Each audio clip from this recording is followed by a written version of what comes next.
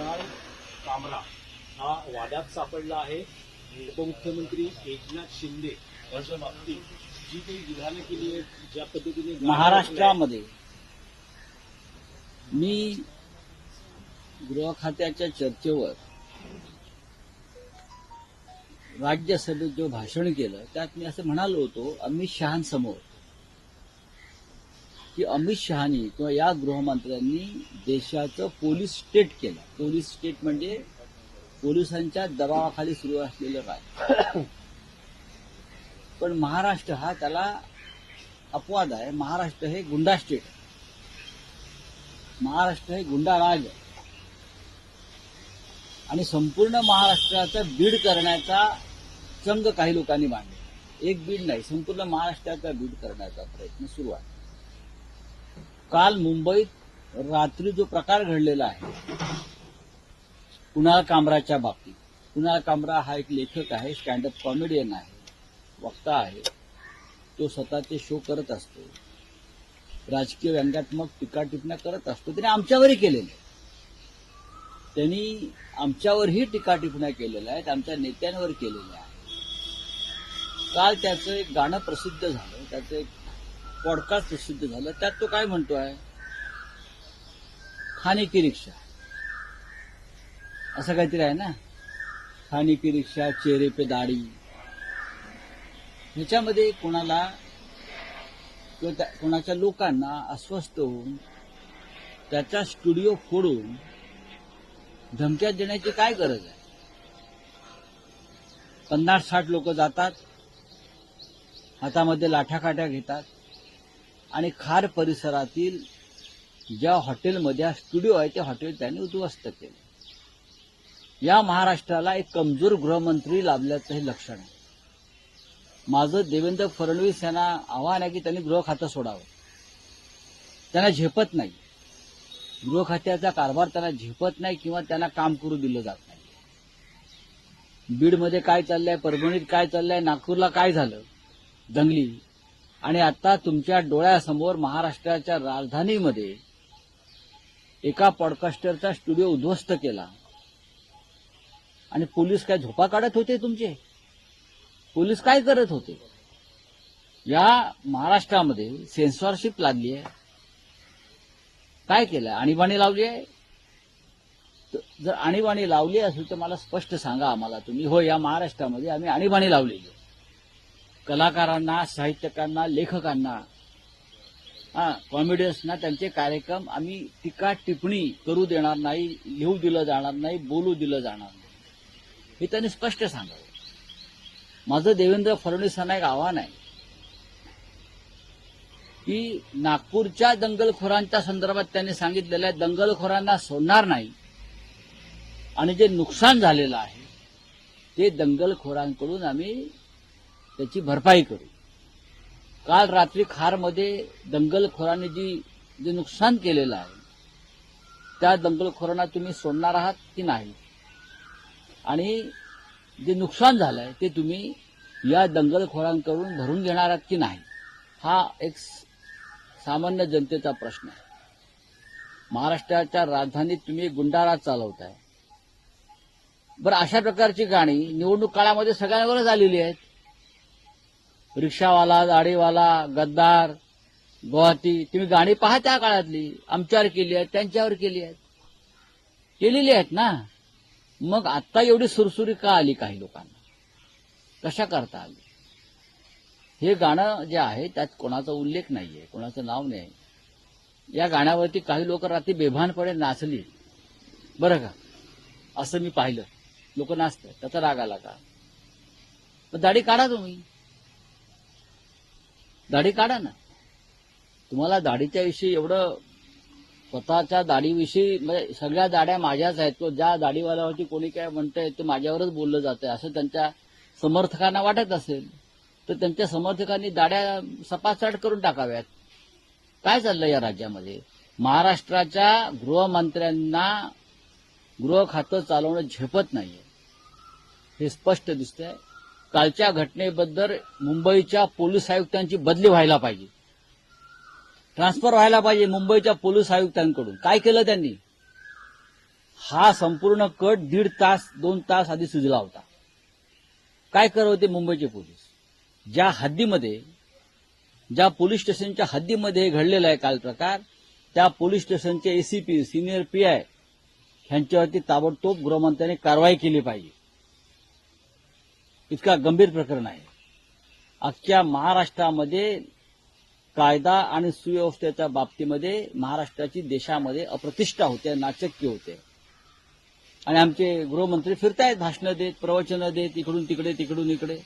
दंगलखोरांवर कारवाई करा आणि काल जे नुकसान झालेलं आहे कुणाल कामराचं, ते दंगलखोराकडून तुम्ही वसूल करा, भरपाई करा.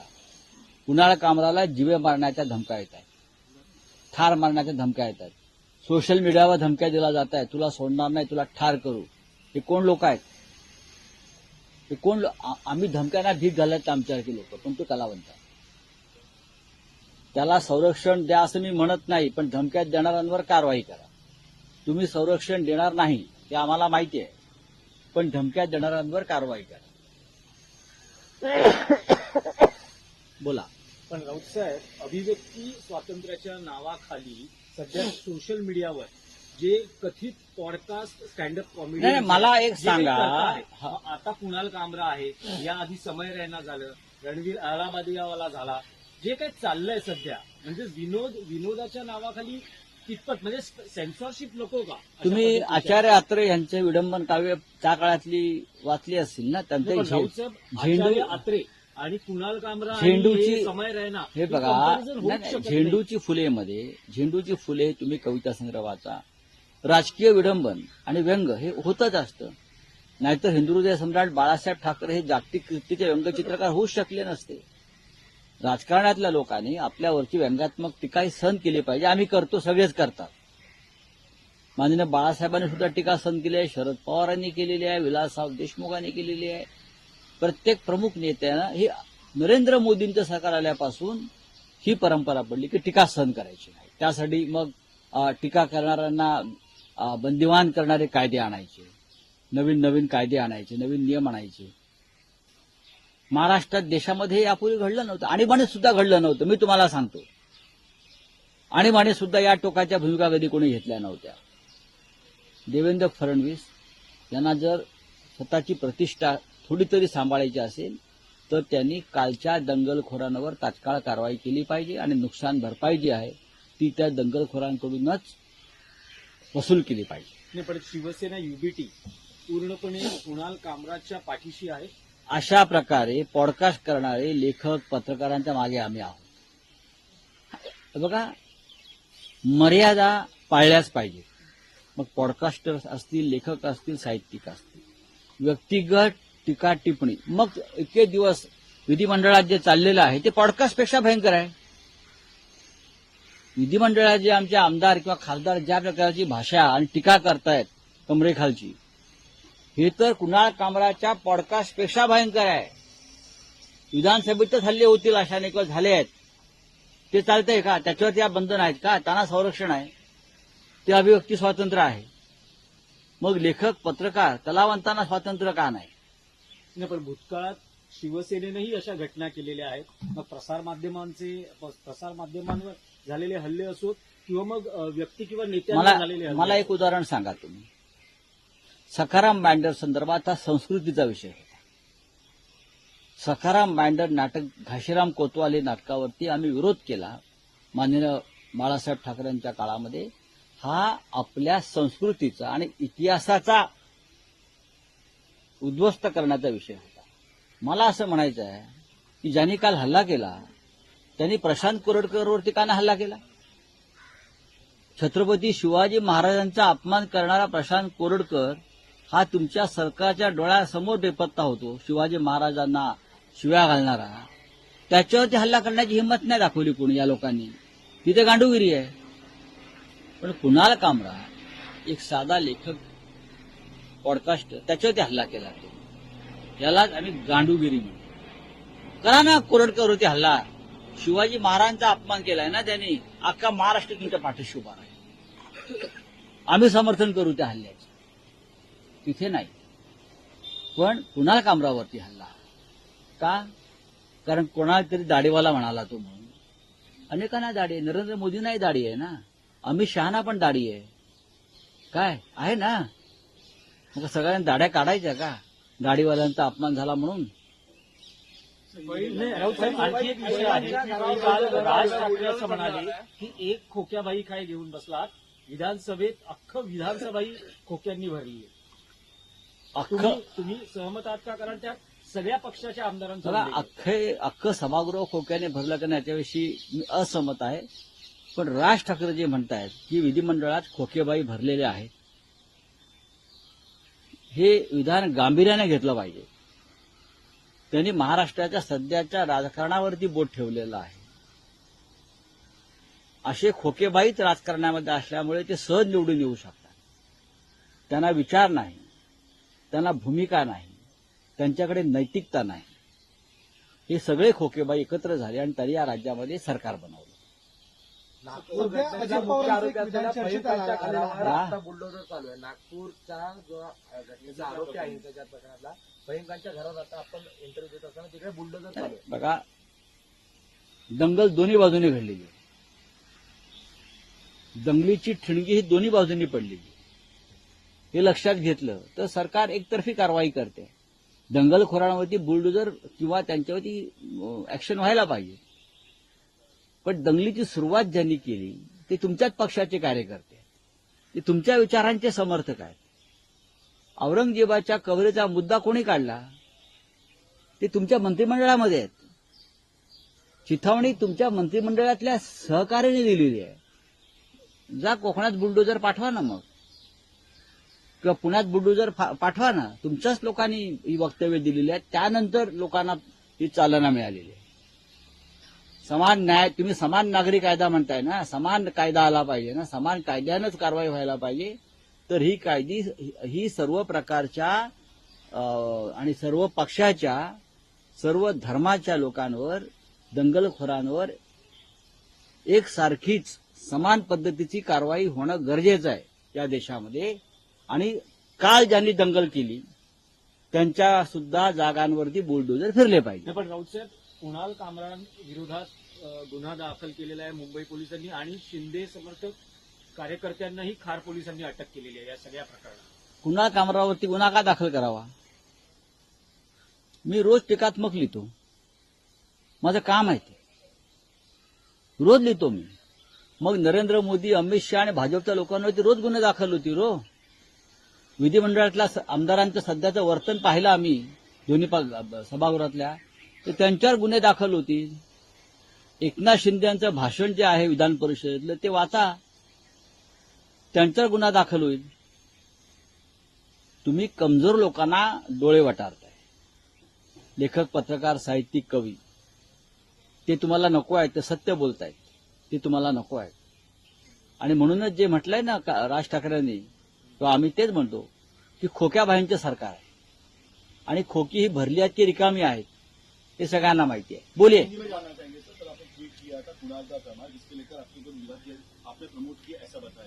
ऐसा कौन बोलता है कि मैंने प्रमोट किया? मैंने प्रमोट किया? कुणाल की कमाल बात ऐसी है कि मेरे साथ किया है. मैंने ट्वीट किया है कल, कुणाल की कमाल है. कुणाल कामरा को मैं अभी से नहीं जानता हूं, जब वो हमारे पे क्रिटिसाइज करता है तब से मैं जानता हूं. कुणाल कामरा ने हमारे ऊपर भी इसी प्रकार से टीका टिप्पणी की है. देखिए, मैं मानता हूं कि एक फ्रीडम ऑफ एक्सप्रेशन है. अगर व्यक्तिगत तौर पर टीका नहीं की है तो टीका को स्वीकार करना चाहिए. व्यक्तिगत तौर पर, पर्सनल लेवल, अगर आप राजनीतिक किसी विचारधारा पर क्रिटिसाइज करते हो तो आपको स्वीकार करना चाहिए. यही देश का लोकतंत्र की एक हमारी ब्यूटी है. कुणाल कामरा का ऑफिस तोड़ दिया, उसका स्टूडियो तोड़ दिया, ये गुंडागर्दी है. मैंने पार्लियामेंट में कहा था 4 दिन पहले, जब मिनिस्ट्री ऑफ होम अफेयर पर चर्चा हो रही थी, मैंने अमित शाह जी के सामने कहा कि आपने देश को पुलिस स्टेट बना दिया है. ये पुलिस राज चल रहा है, लेकिन महाराष्ट्र में गुंडा राज चल रहा है. बीड से लेकर नागपुर, नागपुर से लेकर मुंबई, मुंबई के पुलिस कमिश्नर का तबादला होना चाहिए ये केस में. उनके होते हुए कैसा होता है ये? अब वो किसी को पकड़ लेंगे, ये करेंगे, वो करेंगे. मुख्यमंत्री ने कहा है जो दंगेखोर है नागपुर के उनको छोड़ूंगा नहीं, और जो नुकसान हुआ है उसकी पूरी भरपाई दंगेखोरों से करेंगे। तो कल खार में जो स्टूडियो तोड़ा है कुणाल कामरा का, उसकी भरपाई कौन करेगा? बहुत ही कमजोर गृह मंत्री इस महाराष्ट्र को मिला है, बहुत कमजोर। कोई गृह मंत्रालय नहीं चला पा रहा है, कहीं न कहीं दंगे होते हैं, इस प्रकार की गुंडागर्दी चल रही है, उनके कंट्रोल में नहीं रहा है देवेंद्र जी के। तो मैं अब दिल्ली में जाकर लोगों से बात करूंगा कि महाराष्ट्र में जो चल रहा है उसके ऊपर आवाज उठानी पड़ेगी। बोलिए। राउत साहब, जिस तरह से सोशल मीडिया पे जिस तरह कॉमेडियन अपनी कला पेश कर रहे हैं, आपको लग रहा है कि ये कला है और इस पे सेंसरशिप लानी चाहिए? क्योंकि नहीं। आज कुणाल कामरा है, इससे पहले समय रैना थे, मैं आरावदिया थे। देखिए, अगर अपनी मर्यादा में कोई ये काम करता है, अपनी मर्यादा में, तो उसको क्यों आप कंट्रोल करना का जरूरत है? कुणाल कामरा के पॉडकास्ट मैंने देखे हैं, आप जिनके नाम लिए हैं वो भी मैं देखता हूं। अगर किसी के आप पर्सनल अटैक किसी के ऊपर नहीं कर रहे हो तो मैं नहीं मानता हूं कि कोई गलत बात आप कर रहे हो। देश में जो भी चल रहा है कुछ, उसके ऊपर अगर कोई मेरी बात में रखता हूं, मेरी जो शैली है, मेरी जो स्टाइल है, उससे अब मैं लिखता हूं ना दर्द सामना में, मैं मेरे स्टाइल से लिखता हूं। किसी को पसंद आता है, किसी को पसंद नहीं आता है। जिसको पसंद नहीं आता है वो मेरे पर क्रिटिसाइज करते हैं, वो मैं एक्सेप्ट करता हूं। अगर उससे भी किसी को दर्द होता है तो मेरे खिलाफ कोर्ट में जाते हैं, वो भी मैं एक्सेप्ट करता हूं और कोर्ट में जाकर मेरी लड़ाई लड़ता हूं। आपके पास कानून है, आप कानून के तहत कार्रवाई करो। आप कानून हाथ में लेकर इस प्रकार से लोगों को मारपीट नहीं कर सकते। क्या राउत साहब, शिवसेना यूबीटी इस वक्त कुणाल कामरा के साथ है? जो भी पॉडकास्टर्स है और उनको इस प्रकार से दहशत में रखा गया है, उनके साथ हम हैं, हम रहेंगे। क्यों नहीं रहेंगे? लोकतंत्र है, सबका अधिकार है बोलने का। जब तक आप अपनी मर्यादा और अपनी हद पार नहीं करते तब तक हम आपके साथ रहेंगे। नहीं, लेकिन आपको नहीं लगता कि ओटीटी हो या सोशल मीडिया, कुछ सेंसरशिप की जरूरत है? बात ऐसी है, कुणाल कामरा ने क्या गलत कहा है मुझे बताइए, जो पहले भी बार बार हम लोग कह चुके हैं। चुनाव में, विधानसभा लोकसभा में इस प्रकार पर बहुत से गाने भी आए थे। थाने की रिक्शा, क्या एक दाढ़ी वाला, कौन है ये मुझे मालूम नहीं। लेकिन राउत साहब, ये तो व्यक्तिगत आलोचना हुई, तो कहाँ है? पॉलिटिकल इंडिफरेंसेस अलग कहाँ हो है सकते हैं। व्यक्तिगत आलोचना? कहाँ है मुझे बताइए आप। थाने में रिक्शा एक ही है क्या? दाढ़ी वाले की है? नरेंद्र मोदी जी को दाढ़ी है, अमित शाह जी को दाढ़ी है। हाँ, हम भी कल दाढ़ी बढ़ाकर घूम सकते हैं। बाला साहब ठाकरे साहब को दाढ़ी थी। क्या है, आप इतना पर्सनल क्यों लेते हो? आप कौन हो भाई? आप लोकतंत्र को मानो, डेमोक्रेसी को मानो, संविधान को मानो। अगर आपको लगता है गलत है, आप कोर्ट में जाइए, आप न्यायालय में जाइए, आप पुलिस में जाइए। देखिए, बुलडोजर चलाना है तो सभी जात और धर्मों के दंगेखोर जो है उनके ऊपर बुलडोजर चलाओ। एक धर्म के ऊपर दंगा किसने भड़काया? दंगा भड़काने वाले आपके कैबिनेट में बैठे हैं। औरंगजेब की कब्र उखाड़ने की बात करने वाले और लोगों को दंगे के लिए एनकरेज करने वाले जो लोग हैं, वो आपके कैबिनेट में आज भी बैठे हैं। चला उनके ऊपर बुलडोजर। चलिए, thank you very much. Raj Thackeray ji का बयान हाँ, आया क्या है? है? वो कह रहे हैं कि एक खोखिया भाई को क्या लेके बैठे, महाराष्ट्र की पूरी विधानसभा खोखा से बनी। मैं राज ठाकरे की जो बात है उनसे मैं सहमत हूं। जो सरकार बनी है ये ऐसे खोखिया भाई से बनी है। आज की जो सरकार है ये खोखिया भाई की सरकार है। अब देखिए ना कैसे कैसे लोग किस तरह से चुनकर आए हैं। दहशत, पैसा, होटल लिस्ट में गड़बड़ी, ईवीएम गड़बड़ी, ये सिर्फ खोखिया भाई कर सकते हैं। सीधे साधे जो लोग हैं चुनाव लड़ते हैं वो इस तरह से चुनाव न लड़ते हैं न जीतते हैं। तो मुख्यमंत्री से लेकर 2 उप मुख्यमंत्री और उनके साथ जो 200-300 लोग अब आए हैं वो सब खोखिया बाई के वारिस है। ये सब खोखिया बाई के बगल बच्चे हैं। तो राज ठाकरे जी ने बात सही कही है। राज ठाकरे भी एक व्यंग्य चित्रकार है, कार्टूनिस्ट है। तो उनकी जो सोच है वो सोच के मुताबिक ये उनका कहना मैं मानता हूं।